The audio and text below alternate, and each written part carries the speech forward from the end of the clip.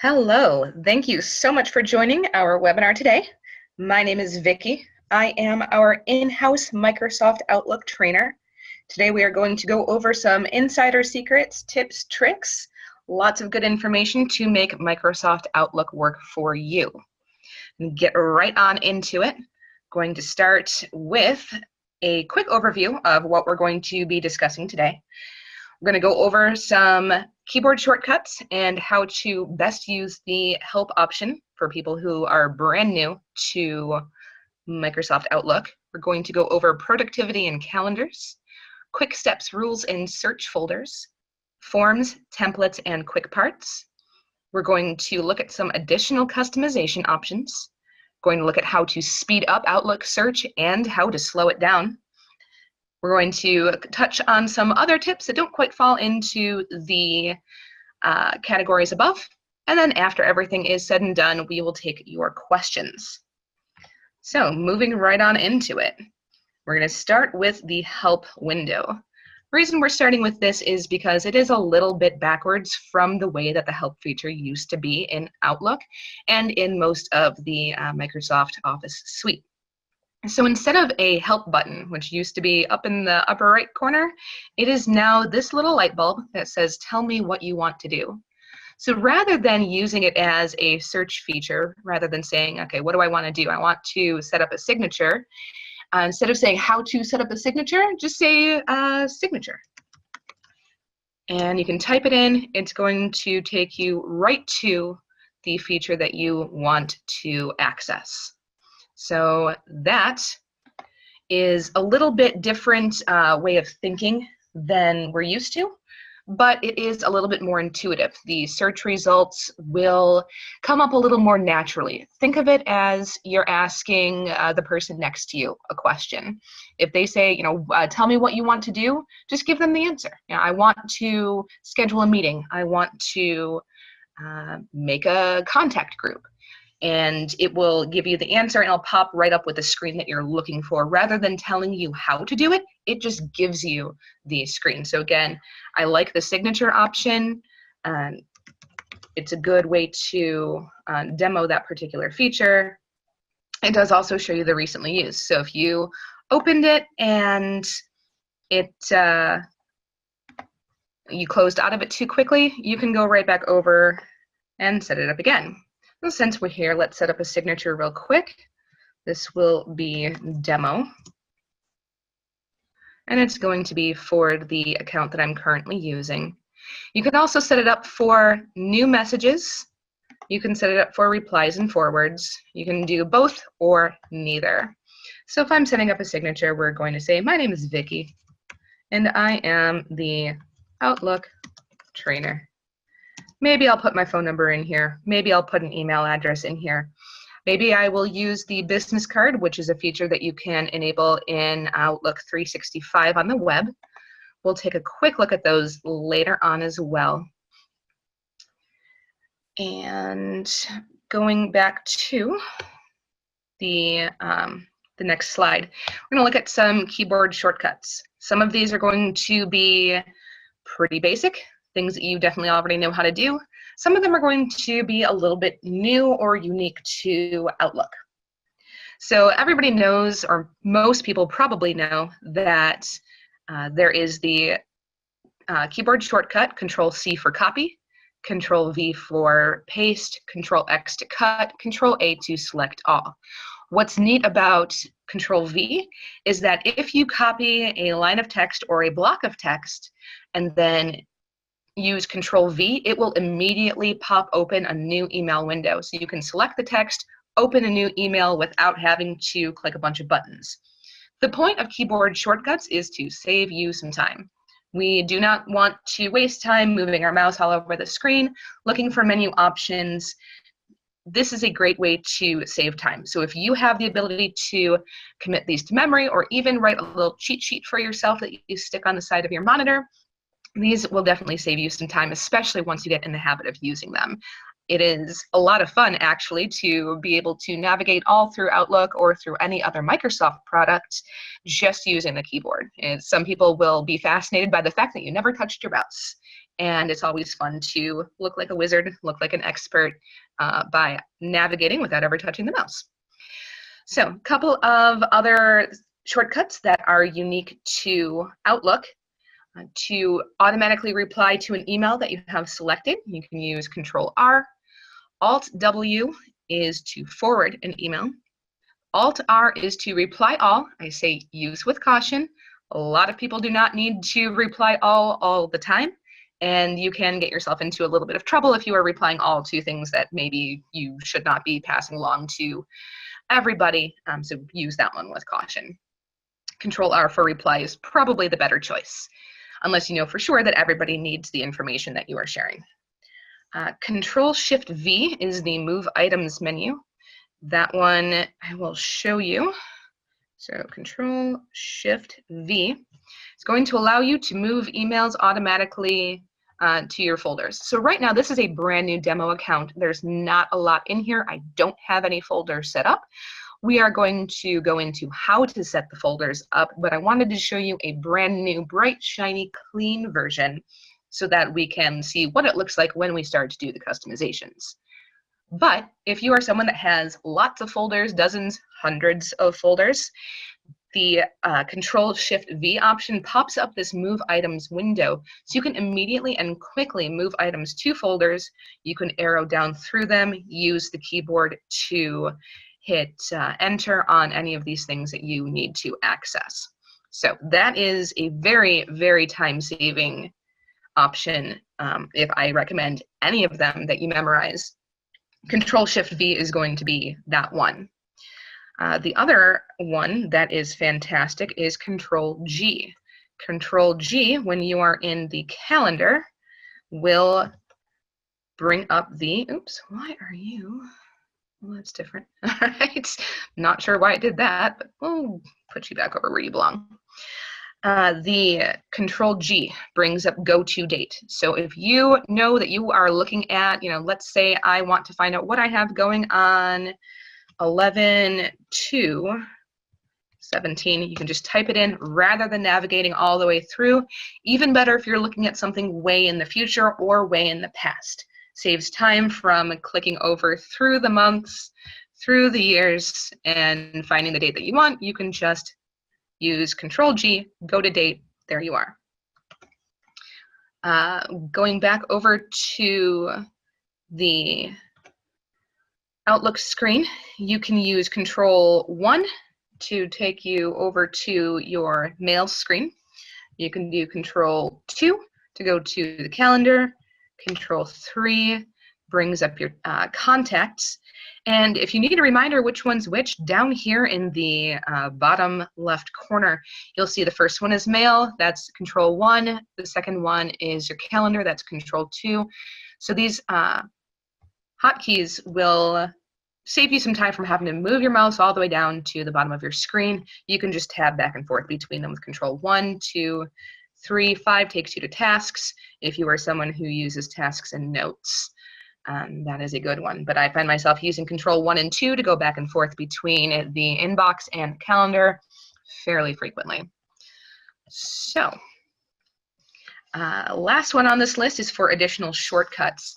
If you right-click anywhere in Outlook or in any of the Microsoft programs, you will see that there are underlined letters on the menu. So if you forget what it is that you are looking to do, or if you forget what the hotkey is, right-click where you want to go and look at the menu options. The underlined letter is going to show you what hotkey you're going to use. So if you forget that replying is Control-R, you open this up, you see, oh, the R is underlined, that's my hotkey. So even if you don't memorize everything, or if you find out later on that there's a feature that you're going to use a lot, and you want to have a hotkey, or you want to know if there's a hotkey, that's a great way to look that up. All right, moving on, productivity and calendars.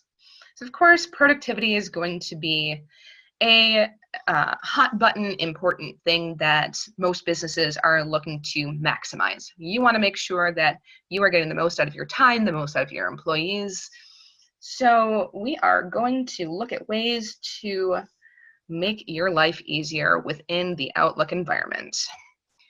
All right, the biggest one, especially if you have a lot of emails coming in all the time, especially if you end up with a lot of email threads, is going to be toggling over to the conversation view. If you're used to using Gmail, you may, or other webmail features, or other webmail options, you may be used to a conversation view. If you are an Outlook user primarily, the old way of doing it was having every single email in its own line, its own option. Now we have the option here to switch over to conversation view. So as you can see, every email that I have here is all part of the same conversation. I'm talking with myself like I have some sort of 3 personalities as opposed to just 3 email accounts. We're discussing what I'm going to have tomorrow for lunch. So if I want to minimize how much clutter, because right now this is taking up 4 lines when it's all one conversation, what I can do is go over to the View tab and click this box up here. It says Show as Conversations. So when I do that, it's going to compress everything into one message thread. I also have the option, if you look at this pop-up, I can apply this option to all mailboxes. If I want every mailbox that I have, every folder that I have, or all the folders in this account to show the conversation view, I can do that. Or if I just want this to be applied to my inbox, which might be nice if you look for a lot of specific emails that you have routed to different folders, a lot of things that maybe a reply has separate information, you may want to visually have those separated in other folders. You can apply it to everything or just the active folder. I'm going to apply it to all my mailboxes, and now I have one line for this conversation. So I can open it up and see the whole message thread. I apologize for how slow this is running. Normally it does not operate quite this slow. Something with the webinar going is making it take a hot minute to load some screens. But once it does pop up, you will see there. Now we can see that it is a threaded conversation. We can see everything that was on there with the most recent message at the top. So I'm going to close out of that. If I just wanted to see an individual message after I have it threaded, you can click this little arrow over on the left side to expand into a drop-down. Yeah. There we go. Again, I apologize. It's fighting me just a little bit, but there we go. All right, so now I can see each individual message, and I can open them up by themselves. So a nice feature that is included in Outlook. Of course, we've already discussed about the integration with the calendar. The two definitely go hand in hand together. They are a very powerful tool to organize your life and maximize your productivity. So this popped up with the title Friday Lunch. I asked myself what we would like to have for lunch on Friday and what's a good time. Outlook is smart enough that it saw that I am talking about Friday and a time, and it's going to say suggested meetings. This pops up and gives me the option to set a meeting for lunch. It is intuitively going to know that I'm talking about Friday. Look, it gives me the time and the date. It even suggests 12 to 12:30. It sees lunch and knows that that is a popular time to have lunch. We can do that. I can enter a location. If I have location enabled, I can put in the address of a restaurant. It'll pop that up and give you the address right there in the email. If I want to do an online meeting, I can just type in online, and that will pop up that way. So let's say I want to go to, maybe I'm feeling like pancakes. I know we said tacos, but maybe I'm thinking of something else. So we're going to go to IHOP. I know my other 2 email accounts said that we were talking about tacos, but now, maybe I want some chicken and waffles. We're going to do that. So now this event has been scheduled, and if we go over to the calendar, we can now see that I am having lunch at 12 at IHOP. I don't have the location enabled on this account just because for speed and being able to get through it, I didn't want it to cause any issues. But if you do have location enabled, then it will often give you the address for the most local restaurant. Works really well for chains like IHOP, like Applebee's, Starbucks. There's actually even a plugin where you can just go to a meeting at Starbucks. That is something that's built right in. So there are a lot of plugins that you can browse through in the Microsoft Store, see what's going to work for you. If you guys have, somewhere that you have frequent meetings, that is something that you can set up as a frequently used option. One other thing, if we are going to use the online meeting option, I am showing this screenshot here from the web version of Outlook. So this is the Outlook web access. If you have an enterprise Outlook account, you have the option to add Skype meeting, or add Skype meeting button. It's kind of a handful to say, right to the top of your email or calendar scheduling screens. I don't have that enabled on this free account because, again, this is just a demo account, but I do have it on my enterprise version that I use for work. So if I wanted to add a Skype meeting, I can just, all you do is you click the button right there that I have circled in blue, and you can invite people from this screen over here. If you have multiple people in your organization, it will show you their availability immediately. So you can see when is a good time. There is a suggested time button as well that you can click, and it will find a time that everybody is free or show you the time that most people are free. Once you send the invitation or the schedule for the meeting, it will pop up with the details right at the bottom. So right down here, this link that says join online meeting, that link will take you right to the Skype meeting at the time that the meeting is scheduled to happen. So that is a fantastic feature that saves you a lot of time. There are a lot of ways to customize those Skype meetings as well, including privacy settings. Maybe you don't want everybody to know that you're having a Skype meeting, so you lock it down to just people on your team. Maybe you want to invite absolutely everybody or leave it open-ended on your schedule. You can leave it as an open-ended item on your calendar. If you set your calendar to a public setting, so everybody in your organization can see it, anybody can hop in and join that meeting. If it's something that's a little bit more informal, whatever is appropriate for your workflow. One other thing that is pretty neat that we can do with these meetings, let's open this one up. You can take meeting notes. So one of the integrations that this has that I think is extremely powerful is the ability to use OneNote 2016 and take meeting notes. So let's say that I don't know what meeting or I don't know what notes I might want to take about my IHOP lunch, but if I wanted to do that, here's the way that that would work.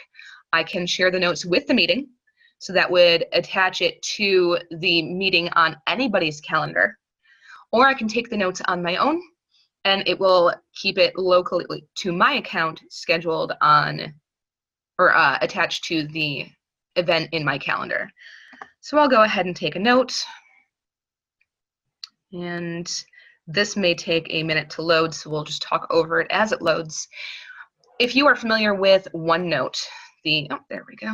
We'll just call it quick notes. All right, and as that opens, you have the ability to take notes that are very organized or lightly organized. If you have an entire notebook just for meeting notes, then it will show all of the notes from all of your meetings, which you can access through OneNote. Or when you go over to your calendar, if you open up a past meeting, it will show you the notes from that date. So you can see that it automatically shows that what this meeting is. So this is the lunch meeting. You can see the date and the time that it was scheduled.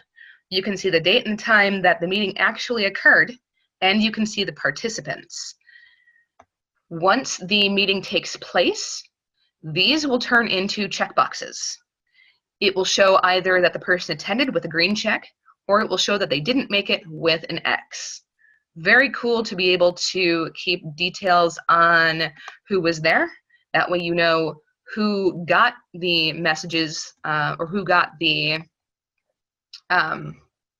information that was given in the meeting, who didn't. So if someone says, oh, I wasn't at that meeting, you can come back and check and see, yes, you were definitely at that meeting, you got that handout, you got that email, you got that information. Or you can say, oh, nope, looks like you weren't there that day. Great way to keep tabs on things, because if you are someone who has a lot of meetings and you don't necessarily take roll, it's a good way to completely forget about who was there. If you don't have that information already documented somewhere, you may not remember who was at every meeting. It's a lot of information to recall. This is a great way to keep that information, and it does show it by the date. So I love this feature. We're going to say, let's see, so I have my notes here. Notes. Oops. Will you please type in there? Okay, it's not wanting to let me type in, but we can save it and be done with it. Oops. All right. Then if you go back into the meeting notes, so if I close this out, you can go back into your calendar, open the meeting notes, or open the instance and then the meeting notes, either with the meeting or with the group or on your own, and it will show you those notes. That were attached to that meeting. So this is something that stays. It will be available as long as you do not clear out the data from your calendar. So that'll be there a year from now. It'll be there whenever you need it. Very, very great feature for keeping organized across meetings. Right, next that we are going to move on. Oh, actually, I'm going to go back to one other quick thing. Want to touch on meetings or the calendars. Going back to the Home tab. Have the option to share your calendar, publish your calendar, or set global permissions. So if I want to just share my calendar with one person in my organization, I can invite them to accept that. I can invite them to add my calendar to theirs. If you have a team of a lot of people below you, maybe you want them to know where you're going to be, when your meetings are scheduled, when they can come and visit with you or bring things to your attention, or when you are simply not going to be in the office, you can share that with them.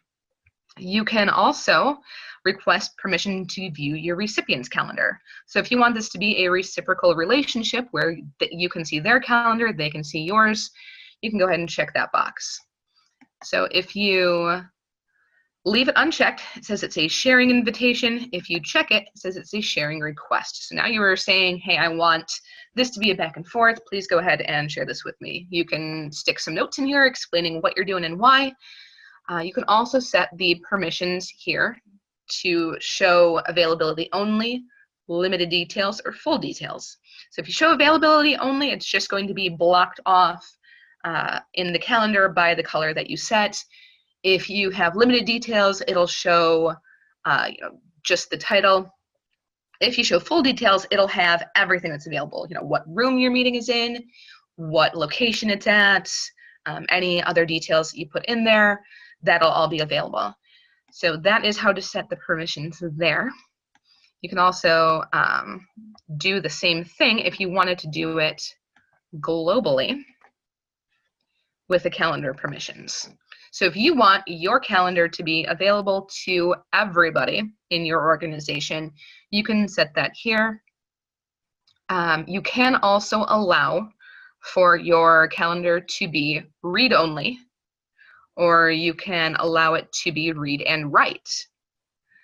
This is something that is very, very helpful if you have lots of people that you need to be able to schedule meetings, if you need them to be able to edit things, have input, be able to change time and date, or even completely delete the items, you have that in here as well. So let's say that I'm the leader of a team, and the people of my team, I want them to be able to see see what's on my calendar, be able to edit what's on my calendar, but I only want me to be able to delete items.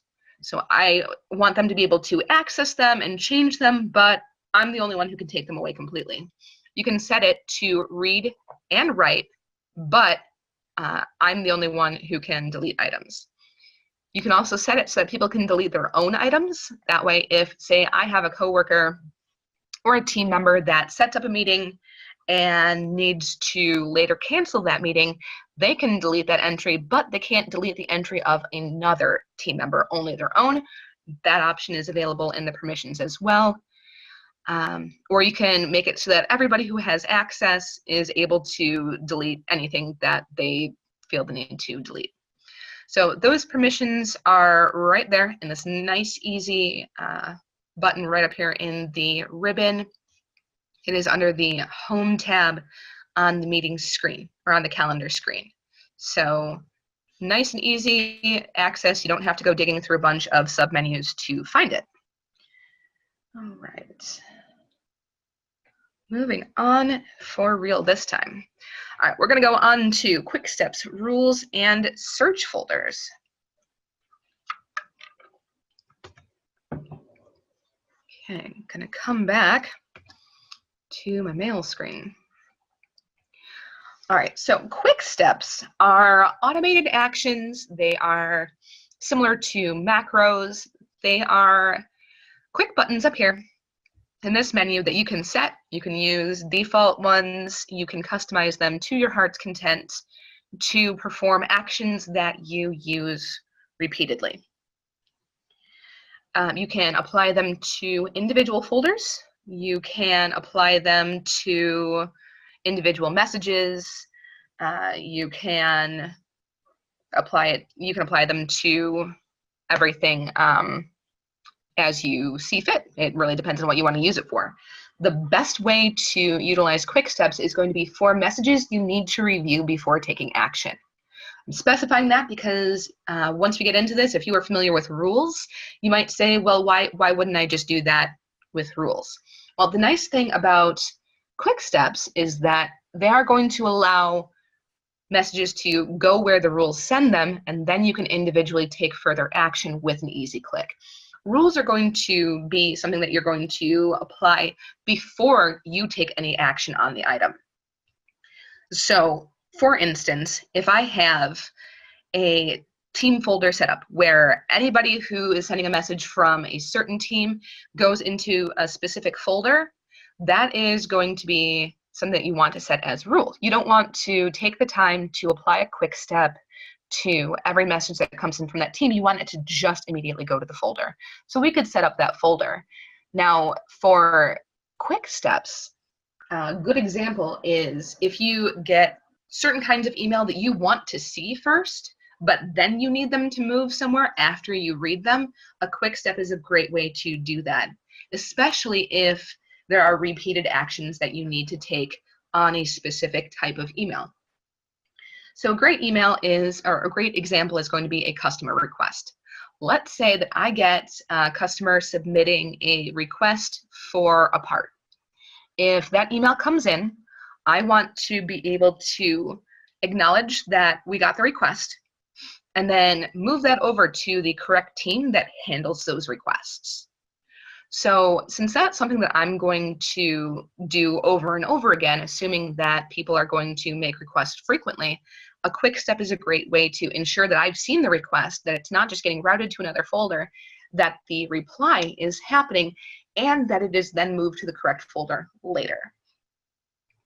So to create a new quick step, there is the arrow right at the bottom on the right in the quick steps pane. And click on that, click on that, and go to new quick step. So there are some that are kind of default, that are very commonly used, or I can go down to custom. So we're going to call this one request. And over here, I can choose an action. So choose an action. I'm going to, let's see, we're going to reply because we want to respond to it. So I'm going to add the action. show the options here. So the subject is going to be, just respond to the subject. You can set a custom subject if you want, or you can just leave it as whatever the response comes in. Would recommend leaving it just so that the recipient knows what message it was attached to.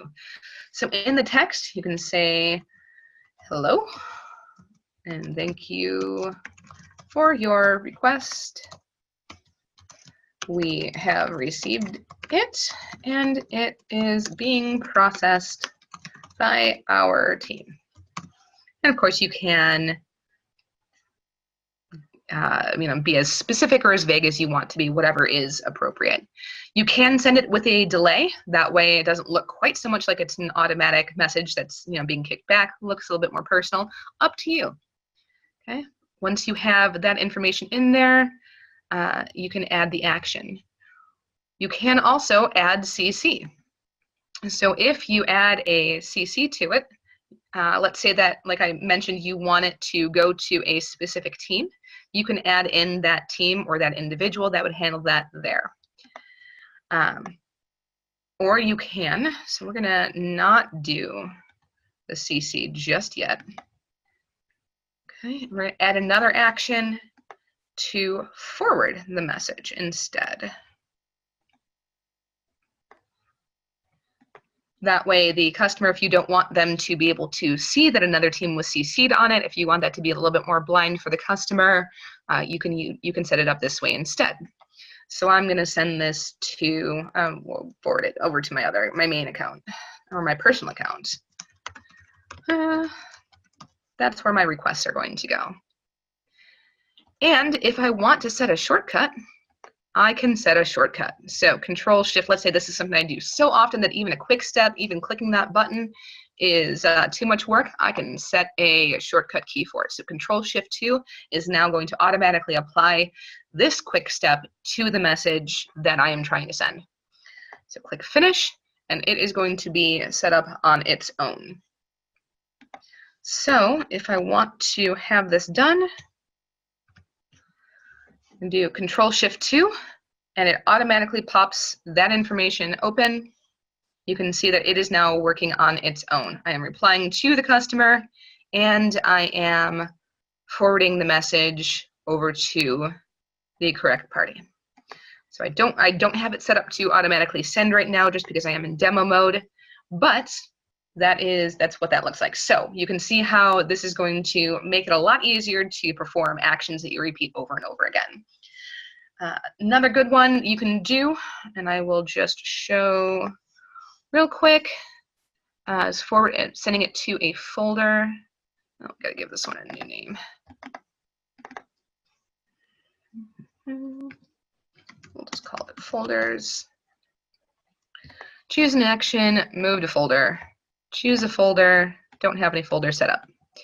So I think it's going to make me add a folder first, which I'm not going to do just now. But an example for this is, let's say that there are emails coming through about finances. And you definitely want to be clued into the finances because that's a pretty important thing that you do in your job. You want to not necessarily have it route. No, I definitely don't want to do that right now. You want it to route to another folder, but not before you've seen it. So you can leave it coming into your inbox, have a folder designated. Oh, there we go. Now you're allowing me to do it. We can move it over to a new folder. We'll call this finances. All right. So now anything that I have here, I'm going to go ahead and change this to finances too. Oops. All right, so change that over to finances. Now we can add this action. Anything that I decide is related to finances, okay, I can automatically send there. So finances, this one I didn't set a hotkey for. That's okay. This is one where I want to take my time and make sure that I've seen it. So now I'm in the mood for tacos is a financial issue. I have clicked on that, sent it over to my folder, finances, and There it is. It's now in that folder with one click. Now, one other thing that I want to show you about this expanded view. If we have this set to the conversation view, and I want to know where a specific message is housed, especially if I have applied something in an email chain like this to, I really need to get an external mouse for this. I apologize. There we go. I can see where, will you please, there we go. This particular email message now shows that it is in the finances folder. So if I want to save a specific message out of an email chain, I can do that. I can route these all to different folders if I wanted to. If I'm not interested in this message, I can delete this message, have it go to trash, and still see where the original messages are. So this just gives you even more opportunity to keep track of entire conversations, but then also know where those items are all housed. Right. All right, so that's quick steps. Rules is, as I said, a little bit different. So quick steps are for things that you want to review before you take action. Rules are going to be for messages that can receive action before you review them. So a good example of this is a feature that some very smart person, way smarter than me, came up with one day, decided that they were getting way too many emails in their inbox that were CC'd to them that they didn't necessarily need to take action on. They were things that they, maybe they as a project manager or a CEO wanted to be looped in on just in case they needed to monitor, but there were way too many of them coming through. So what that person did was they decided to create an inbox CC folder. So we can set up a rule to route messages to a specific folder called inbox CC. So up here is the rules option. You click the drop down just below it and you can create a rule. This brings up a create rule screen. So we are going to go to the advanced options. You can see some of the basic options here where it shows the message that I have highlighted, so I can apply it to emails that come from my personal account. I can apply it to emails that are sent to a specific email address or what the subject contains, but we want to go deeper with this. We want to go into the advanced options. So to set up specifically the inbox CC option, you're going to want to select the option that says where my name is in the CC box.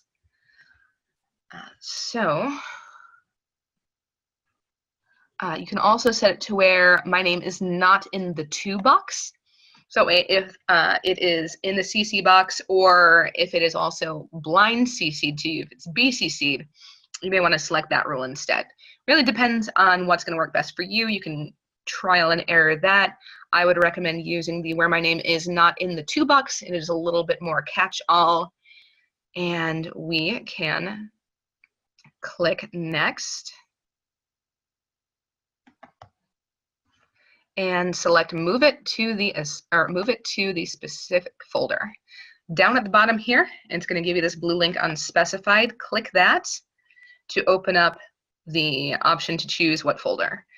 I don't have the folder set up yet, so I'm going to click new, set it as a subset of my inbox, or I can set it as a separate folder. So to set it as a separate folder, I'm going to go one up in the hierarchy. If I want it to be a subset of my inbox, then I would select it down here. I personally want it to be a subset of my inbox. Personal choice, doesn't make a difference in how it functions. This one I'm going to call inbox CC. Click OK and finish. Now you can see that it now shows that it is being moved to the inbox CC folder. If you ever want to change that or change where something routes, you can click on that blue link again and change the folder that it is assigned to.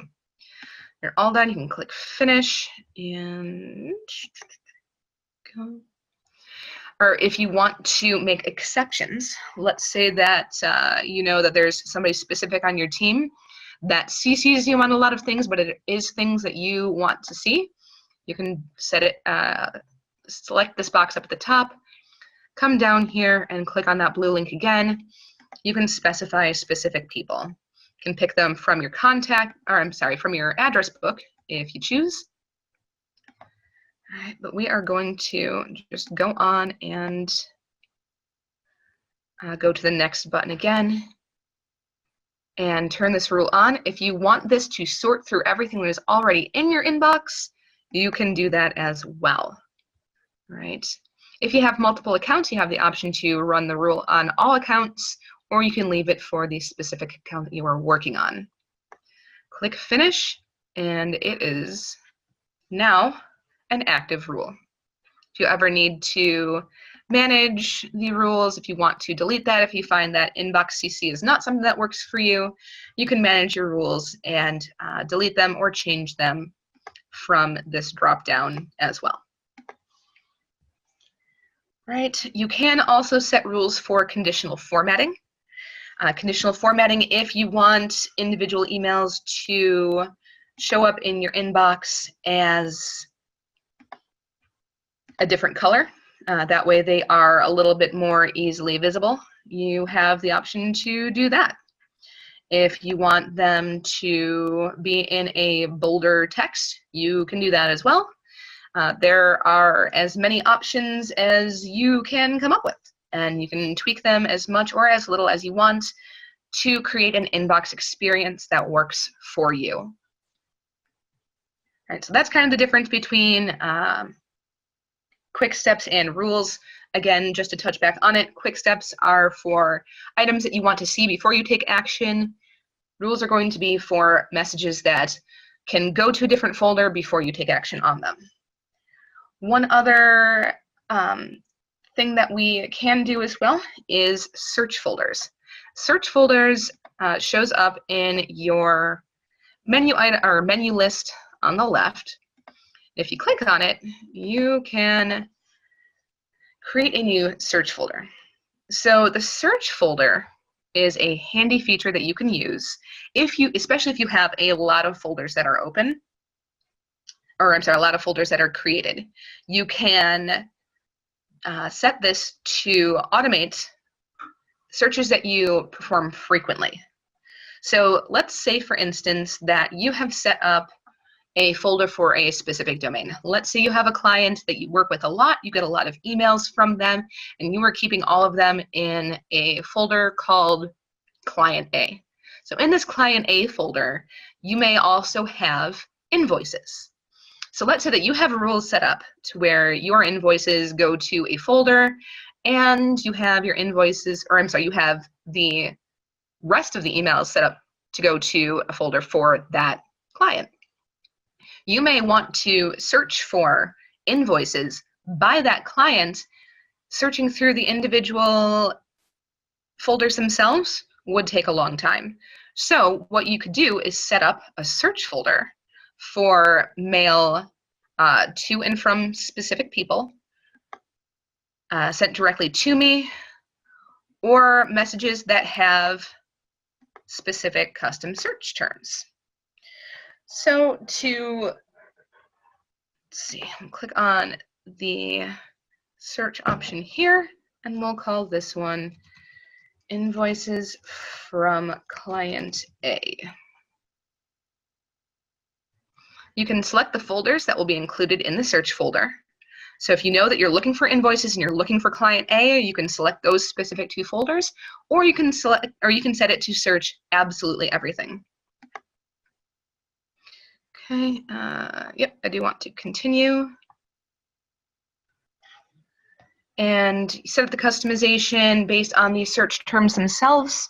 It will show up as a search folder.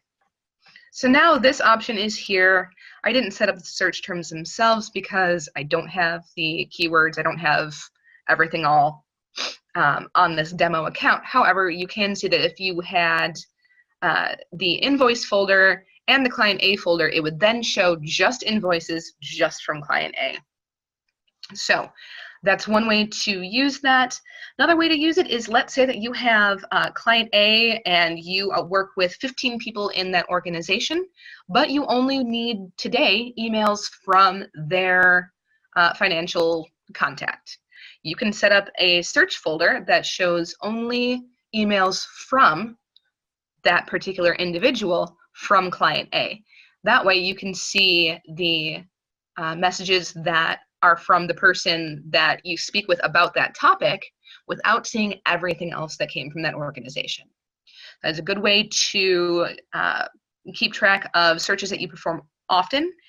You can, of course, use the standard search, which is up at the top of the second column at all times. You can search everything on the entire account, or you can search individual folders. It is up to you. But if you find yourself performing the same search over and over and over again, probably a good idea to set up search folders. One caveat with search folders, this is a feature that is primarily functional for the Outlook desktop version. Most of the features that we're covering today are also available in the web version. This is something that is saved locally to your individual machine. The nice thing about Outlook is that it truly is just a window into the Microsoft Exchange server. It is not the server itself. So most of your features that you set up, your rules, your quick steps, and your folders are all going to be available from one machine to the other, also available from offline to online. Currently, search folders is something that is strictly local. So it's going to be on the machine that you set it up on. It's not going to show up on the web version. Per Microsoft, they are working on getting that feature enabled on the web version as well. So it is a feature that should be there eventually. If you absolutely desperately need it, please do reach out to us. We can tell you how to set it up. It does involve tweaking with the offline settings on the web version and then going through some settings on the desktop version. So it's a little clunky, but it is something that is there if you absolutely do need it. For most people, though, having it just set up locally is more than sufficient if you do use the search folders. So great feature. Unfortunately, not one available on, or not one easily set up on the web version at this time, but a feature that is in the pipes for Microsoft to bring to us eventually. All right, we're going to go into forms, templates, and quick parts. This is going back to that original quick step that I set up, where there are emails that maybe something that you send very frequently. You can run that macro as a quick step. A couple of different ways. You can also set up emails that you use frequently. You can create a form, a template, or a quick part. Differences between the two. Forms and templates are for frequently sent emails, whereas quick parts are templates for frequently typed information. What's the difference? Maybe you have a response, a greeting, a tip that you type frequently and insert into your emails that you do not need to have as an email all on its own. It's a great feature to set up the quick part. Running a little bit short on time. I want to show you that. If you are interested in a demo on exactly how that works, please reach out to us. It is easy to use. It is very handy, but I'm not going to demo it right now just because we are already running into a little bit of overtime. But it is a very cool feature. I want to show you all the cool stuff that we have. So we're just going to go to forms and templates. So forms utilizes a quick step. So it's a quick step that we already went over. This one is going to just create an email with a preloaded response. You can use that form to shoot off responses, but not necessarily have any additional action taken on it. Already shown you how to create a new one. Not going to go over it again. Imagine that this is an email with a template that you can see a quick response. Say, okay, I've got Friday lunch. I just want to respond to it quickly. Click that button, and whatever the response is, I've now sent out. So if you find yourself doing a frequent response, but you don't need any other action taken to it, you can set up a quick step as a form. Templates are a little bit different. This is something that is going to save locally as an Outlook template. Something that you can do a little bit more customization, a little bit more formatting on. You can also add images and anything else that you need to as well. You can attach files to it. It is, however, something that is saved locally again. So this would be something that is very useful for things like progress reports, supply requests, anything that you are attaching, say, a spreadsheet or a presentation to. Setting that up as a template is a quick and easy way to get that going. So let's say, we'll do that real quick. I am going to type in, we're going to call this monthly report. So if I'm typing in this monthly report and I have, let's see, this is my month, this is my date, and this is my information, see spreadsheet. What I can do is go to File and Save As. And with the Save As option, I can save it as an Outlook template. When you save something as an Outlook template, you can save it to whatever folder you want, and it will be available to you in this format anytime you need it. So especially if you have something that you are sending out frequently, such as a file or something with a lot of formatting that you don't want to go through copying and pasting, you can just set up this type of template, save it locally, and have it available to you whenever you need it. Again, I emphasize that this is saved locally because this is something that's going to save for you on the machine that you're working on, but not necessarily be available in the cloud. You're not going to see it on the web version. If it's something that you definitely need available there, maybe set it up as a quick step instead. So it's a great feature, very neat, very powerful, but again, you just kind of have to weigh and choose how you are going to be using it. All right, going on to the next, how to speed up Outlook search and how to slow it down. Why would you want to slow down Outlook? Well, you don't. So a quick tip that we're going to touch on, a lot of organizations still use PST files. These are files that save absolutely everything attached to your Outlook account, and it is saved locally. Whether it is to an individual machine or to a server, it is not a good idea to have that sort of backup. Microsoft Exchange does have the option, obviously, to be saved to the cloud, or the files that are on Microsoft Exchange are saved to the Exchange cloud. So you don't want to necessarily have a backup that is constantly running to a local machine. A couple of reasons. One, if it does corrupt, it's gone. If anything happens to your local machine or to your local server, it's gone. Number two, the file size becomes far too big. You are going to run into performance issues. You're going to run into possible data corruption issues. Number three, it will cause the file server to be bogged down. It will cause some issues with the file server itself. If you are someone who knows a lot about file servers, you will know that it specifically on the Exchange services, please do not do this. Do not set it up this way because it will cause issues with the data that you're trying to save, especially as it gets bigger, especially if you're in a bigger organization. So please don't use PST files. It is actually recommended not to use them. They are available for, if you have very small backups that you want to use, but there are better ways to do it. One of the better ways to do it is to archive your files. If you want to clear out but not permanently delete your old emails, you can archive them. You can do it automatically, set it up, or you can do it manually when you decide that it needs to be performed.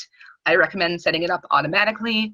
I want to make sure that you're not overloading your, or you're not having too big an email inbox or email file to search from.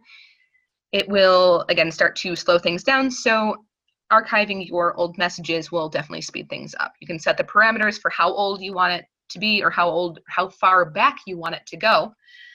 So if you need something, from the entire fiscal year or from a calendar year, you can set those parameters how it best works for you.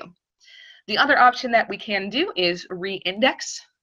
especially if you are using your search folders to their fullest extent. You have a lot of folders, it may start to slow down. If you notice that using your search folders or the search feature is starting to lag a lot, if it's not performing at reasonable speed, re-index your files and it will automatically rebuild and research for your search folders and speed up that process as well. Okay. If you need, I know I'm kind of speeding through this, if you need more information on that, please reach out to us after the webinar. More than happy to go into depth on that. Okay, other quick tips. You can attach recently used files via the file drop-down arrow. Come back over to this. We're going to reply here and say I want to attach something. I can attach file. If I click on the drop-down, it shows me the things that I've used recently. So rather than having to hunt through your entire computer, it's going to show stuff that you've most recently used. Microsoft knows that, or Outlook knows that the things that you're going to send are probably going to be things that you've used relatively recently, or at least often going to be that way. So that is a quick way to find those. You can also disable or customize your desktop alerts. If you get a lot of email and you are getting desktop alerts for all of them, your computer is probably pinging away all day long. Customize them so they only pop up for people that you absolutely need to see their messages right away, or you can disable them entirely so it leaves you alone when you're not looking at your inbox. You can also add a second time zone to your calendar. If you live near a where the time zone switches from one to the other, or if you have clients or customers that are in another time zone and you find yourself not quite knowing necessarily which time zone you're talking about, you can set up your calendar to automatically or to have another time zone parallel to the time zone that you're currently in when you are viewing by individual days. And it's a good way to make sure that you are assigning tasks or scheduling meetings at times that are appropriate for everybody in all time zones. All right, you can also, when you are sending files, I will attach a file to show you. Oops. I'm going to attach the PowerPoint that we're using here.